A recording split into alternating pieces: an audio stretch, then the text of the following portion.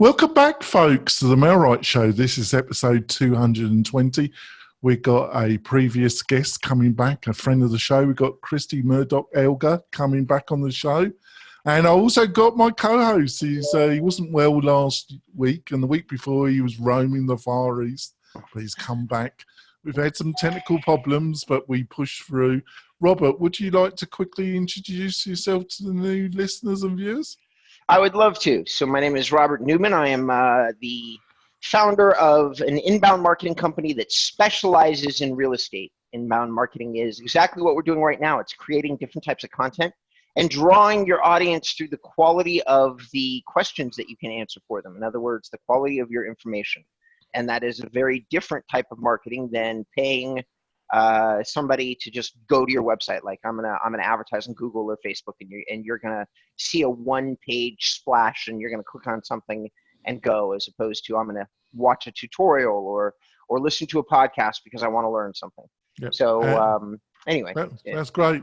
And Christy, would you like to introduce yourself to the listeners and viewers? Sure. My name is Kristine Edgar, and I write for Newman and a number of other publications and companies and private clients. And I am the owner of Writing Real Estate. That's great. So we're going to be talking about a number of subjects, but I thought we'd start off with a recent article that Christy had wrote that caught my eye, and I thought it would be a good starting topic for our discussion, or we might fill the whole half hour with it. And that's what content should be on my website. And I've been asked this question numerous times myself. So Christy, you wrote the article and you had the question, what content should be on my website? Got any answers?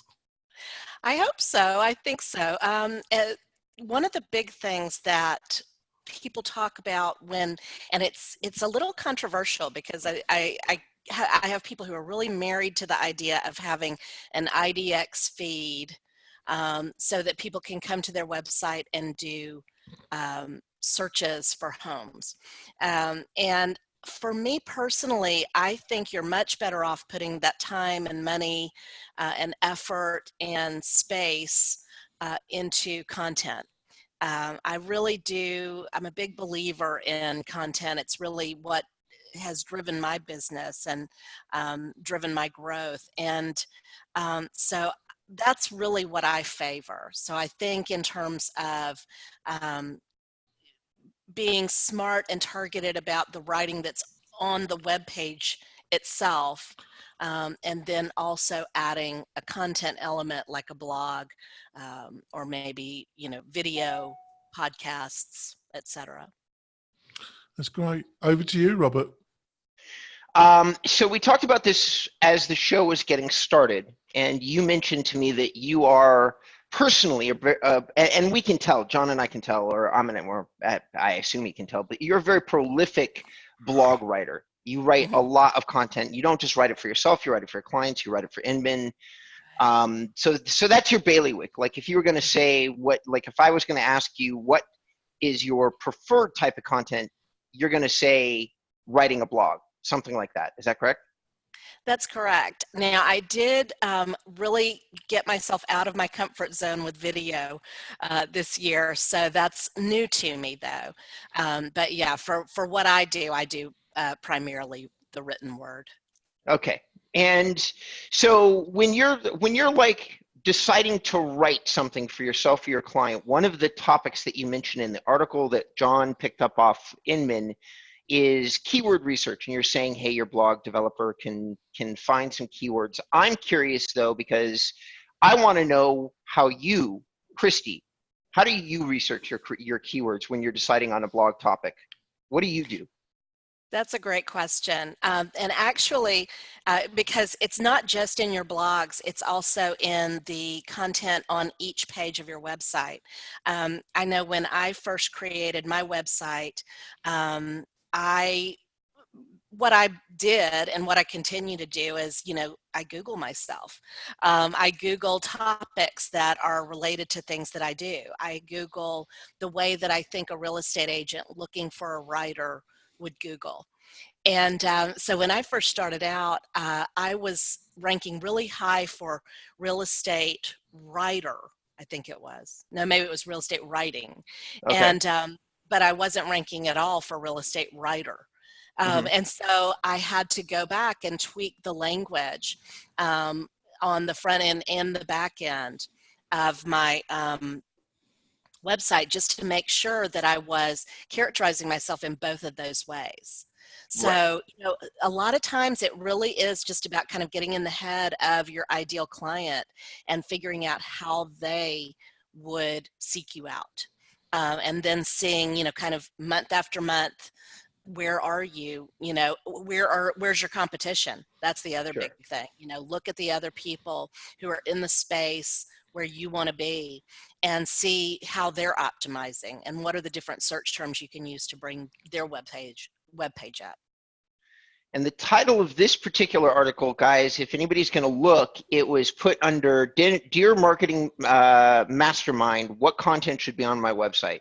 And one of the things that you address in there, because you just kind of touched on it a little bit, is you touched on the length of a blog post. How many do I need to post each month?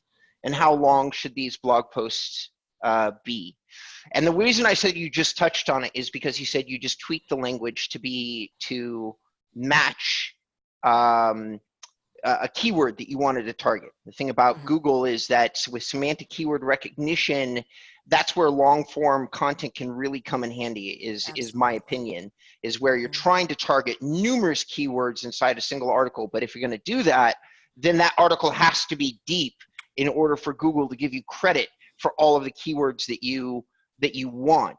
So what's your opinion? Like, let's cover what you already wrote in this article. You talk about different blog post lengths: 300, 650, 1,000 words, 2,000 words, 3,000 words. Just give me a couple of scenarios. Like, why would you go and produce a 300-word article? Like, when would you do that versus when would you do a 3,000-page article? Like, how do you make that decision? Right. So the 300-word thing is a little bit of a legend. It's just a figure that people have always used in terms of a minimum, that your page is not going to get crawled as a new piece of content unless there are at least 300 words. Now, I have had, people say on the tech side that that's not true. It can be a little bit less or whatever. But the point is, you're not going to get any love in terms of SEO out of a 300-word article. So, if you're introducing like a video or some other thing, you might want to include that little 300-word synopsis as opposed to just a short, like 150-word paragraph. But then in terms of a real blog post that's going to get you some kind of movement or traction, I think you want to be at least 650, 700 words, up to 1,000. And that's for a pretty standard blog post. And then when we get into what we call long form blog posts, that would be 2,000 to 3,000 words. And so that's going to be a post that's sort of maybe an ultimate guide to something, right? Or the last word on some topic. So maybe if you want to talk about all the schools in your market as a real estate agent, then you would have a big long form blog that would go through all those different schools, maybe all the neighborhoods, all the country clubs, whatever you want to focus on. So that's where you get into some of those really long posts. The goal with those, not only do you get to fit in a lot of keywords, but they rank really high because of authority. Google, along with length and other elements, looks at the page authority, and they consider something that's really long like that to be more authoritative as a source than something that's like 600 words. Sure. Okay. And so have you heard of or read any of Brian Dean by any chance? I maybe a while back, not lately. So Brian Dean is the author of a website called Backlinko, and he's a guy like in the pantheon of SEO writers. He's one of the top three. You've got Brian Dean, you've got Neil Patel. Brian Dean is legendary because he only has about 60 blog posts on one of the most popular blogs on the topic of SEO in the world. And what he does is he updates each one of these ultimate guide kind of posts. He basically does only deep content. And instead of writing new content, he oftentimes goes back and refreshes his old content. Mm-hmm. And I'm curious if you personally, and my opinion on this, by the way, is that different strategies work for different people. But it seems to me that when I talk to experts or people who do this for a living, everybody has their style, like what they're going to recommend to their clients, how long that's going to be. I'm curious, when you talk to a new client, do you have and you're talking to them about content, do you have a recommendation template where you say you need 70% deep form ultimate guides and then we can do 30% lighter content on the site? Do you have a methodology that you present to people? I generally talk in terms of the ratio of sort of timely content versus evergreen content. So that's one of the conversations that we have, because I want a certain amount of the content to be something that they can go back and they can update it, but it can more or less, hang in there. And so that's, I think, important. I generally talk in terms of a smaller percentage of the long form blogs. And thinking about my own blog, it's probably more like a 20 to 25% of the long form blogs. So, because it's one of those things that I think changes. It used to be that the sort of 1,000-word blogs were really popular, and then the long forms started really becoming popular. But the algorithms do change over time, and so I don't necessarily want somebody to go all in on long forms and then find that that they need some things that are a little bit shorter or that are a little bit more timely. So generally that's what I think of in terms of like 75% evergreen and probably 75% in that 1,000-word range. And then the other part would be for either the long forms or the really sort of current things that are responding to something, short term. Okay. That's an interesting take. John, are you just so happy to have me back that you're just letting me I can go on forever about this stuff. So I'm just in shock and awe, Robert. I don't believe that for a second. No, okay. We're going to go for a break in a few minutes, Christy. But have you seen the kind of content? Because you're working on the coal-faced. You're producing this content for your clients. Have you seen any new trends in this year? We're coming to the end of this year about certain topics that you weren't writing like a year before. I think everybody in real estate is really thinking a lot about technology and thinking about how they can position themselves and respond to things like iBuyer, things that are out there that I think a lot of real estate agents are a little anxious about, that they sort of see as disruptive, and so they want to have something to say about it. So that's certainly something that I'm seeing a lot. And then I'm also seeing, just in general, I used to say that real estate was sort of the last bastion of content, because I would talk to people and they really didn't even understand the idea of content marketing. They didn't know what a blog was. They didn't have anything going into creating content, and I mean that was like in really big urban markets with really savvy people. They just weren't there, and all of a sudden it has just exploded. And I really think that everybody kind of, even if they're not there yet, they know it's somewhere they need to get. So I definitely, see the urgency for people, and people are much more willing to put time and effort in, and money in than they used to be, for sure. That's Right. good news. I agree. know. I agree with the strategy. All right, we're going to have our break, folks. When we come back, we're going to be discussing more about this fascinating topic. We'll be back in a few moments, folks. We're coming back. I've been teasing Robert. I just missed him the past couple of weeks. I had nobody to tease. You know, I felt a bit lonely, Robert. I felt a bit like. I'm sorry that I wasn't here to give you your Insta target. I'm so easy too most of the time. Yes, there we go. Christy's in my good books. She has a British bulldog as a pet. What a beast! What a great choice. So back to this fascinating subject, content marketing. The second question I get asked around this subject almost regularly is, well, what am I going to write about?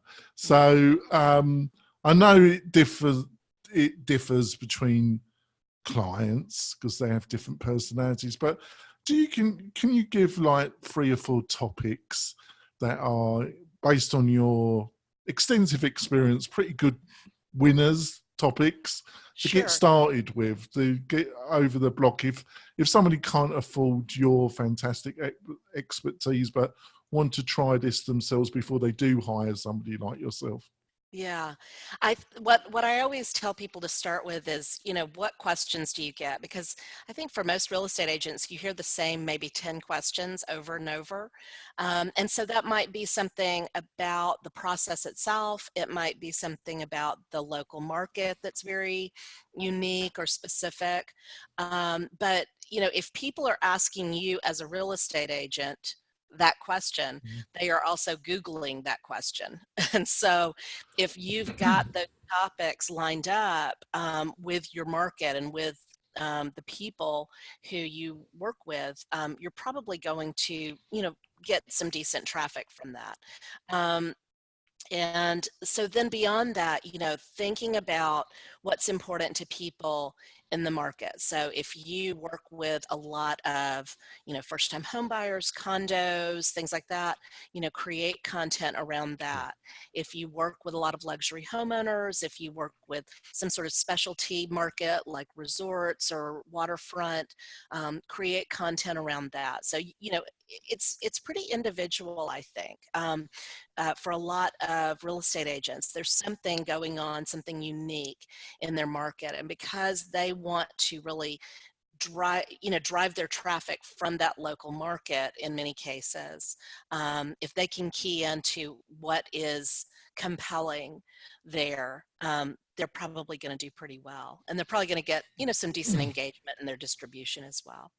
Before I throw it over to Robert, would you agree with this statement? I think a lot of real estate agents are surprised to hear, and I think this statistic is still relevant, that normally on most websites, the second most visited page, apart from the home page, is the About Us page. And I go to a lot of real estate agents, and it's obvious they've been told by their broker to knock out a bio, and they've spent about 15 minutes on it, and it's very canned. And I think you should be spending a lot of time on your bio, and it should be quite extensive. And also the images that you use to support it should be more linked to what you really are. Am I making any sense here, Christy? I'm sorry, my connection blanked out for a second, so I missed a little bit about that. But you were talking about the About Us pages. Yeah, I think that so much of it has gotten so generic, and I write I won't say a lot of bios, but I'm asked to write a lot of bios, and I don't love writing bios because for so many people, they get really stuck in this sort of formula, and everybody's saying the same thing and everybody's using the same phrases. And it's really unfortunate. And I understand the impulse. I think, people are very afraid to do something that they perceive as risky. But to me, the riskiest thing you can do right now is to blend in and sound like everybody else. And, I would rather see, and I always tell this story. I know somebody who is an agent who on her Instagram story, she takes pole dancing classes for exercise. And so she will, talk about that on her stories. And it is fascinating and, so compelling. And she has so many people who are so interested in it. And she has sold a lot of houses to a lot of pole dancers. And I mean, she's doing something super authentic and interesting. And I guarantee people would say, oh, you can't have a successful business doing that. But I think that's how you have to be. You have to be really authentic, and you have to find something that people can, get attached to about yourself. And it doesn't have to be pole dancing, but it can be whatever it is that makes you love the place where you live, whatever it is that that you bring to the table for clients that's different from other people. That's what you've got to find. That's great. Over to you, Robert. Actually, I'm going to spend a second capitalizing on that, because I'm a huge evangelist for this topic. I demonstrate it in all of my own marketing. I'm wildly personal. I break all the professional barriers that you can ever break. I've been coaching clients to do the same for over a decade now, and I've got countless stories of success in the rear view. Not to mention the success of my own company based on authenticity. I talk about whatever it is I'm doing. The fact I just went to Thailand. I'm always personal. I drop the bullshit and say, this is who I really am as a person. So, and you're right, it doesn't have to be pole dancing. Like if I was ever to get into real estate for Van Nuys is one of the most metropolitan markets in LA. It's not a very sexy city in any way, shape, or form, but it's central to everything, which is why I live in it. And I would be talking as a realtor about the centralness of this location. It's very blue collar. It's very low end in terms of the type of home inventory that you can get, but it's also cheaper and it's central, which is why so many blue collar families live here in LA. That's the kind of genuine message that I would be giving if I was in the shoes of my clients. That is no bullshit. That's real. I would just simply say these houses are small, they're lower quality, but they come with a lower price tag. What are you looking for? Like, is it distance? Is it location? Or is it a bigger home? If it is a bigger home, Van Nuys is not the place for you. So I love what you just said, and I just want to feed on that. I am going to say that you have a list of amazing topics that you put down in your article. So for those people that are listening to us, you should check out Christy's profile on Inman and start to follow, because she throws out a lot of nuggets, which is why John and I keep asking her to come back on the show. One of those is what should I include in my email blast, and the list is an item or feature from your websites, your last 2 or 3 blog posts, a market update, special news awards, honors, certificates, and designations. So I do want to stop on that one though and talk about these bios.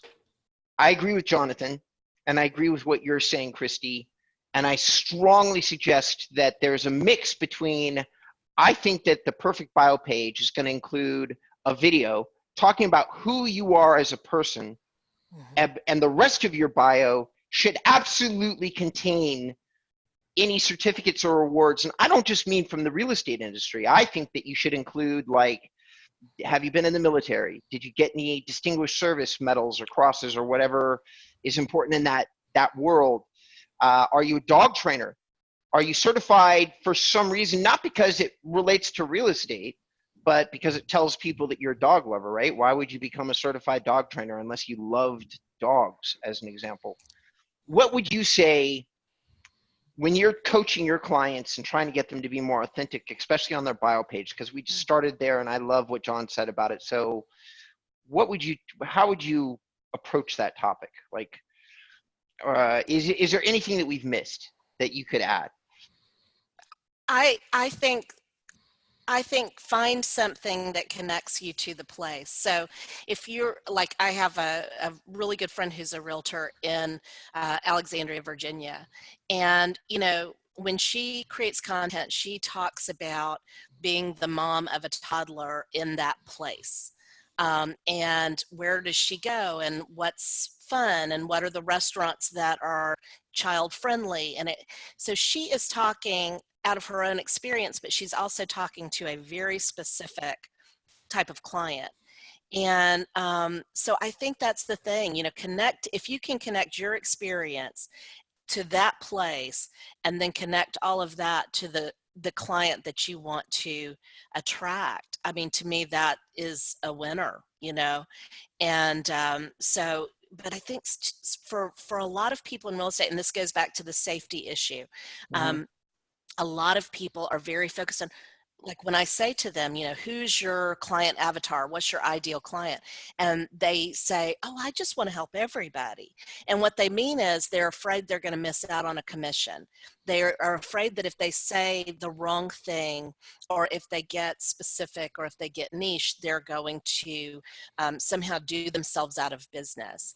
And, the first thing I ever heard anybody say when I very first started talking to people about content was, it's not going to keep somebody else from working with you if you're talking to a specific person. It's just that you're at least going to be talking to somebody, and I think for so many people, they're creating content, but they're not really talking to anybody in particular. And so it's just general and it just gets lost.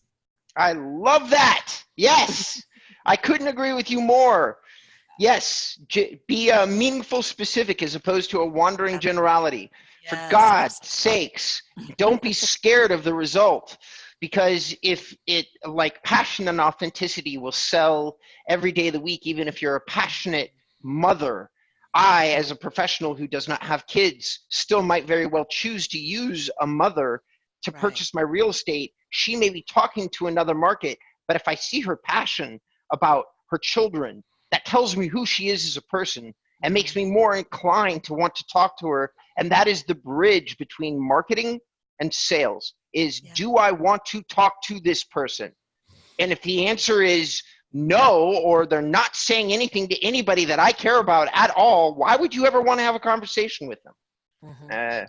John, we're closing in on our timeline. I think we're closing. So, Christy, what's the best way for people to learn more about you and what you can do for the real estate agent or broker? Thank you. Visit writing, WRITING, realestate.com, and you'll find out more about me and what I do and read my blog. And of course, you can find me on social media and also at Inman. Check out my author page at Inman. If you're a subscriber, you'll see lots and lots and lots of things to read there every week. That's great. And Robert, how can people find out more about you and what you're up to? Inboundrem.com, folks. Go to my website. It's a little out of date because I've been revamping my content for 2020, but you'll still find amazing information on how to market yourself on the web. Yes, we're not going to have a show next week, folks. I know, shock horror.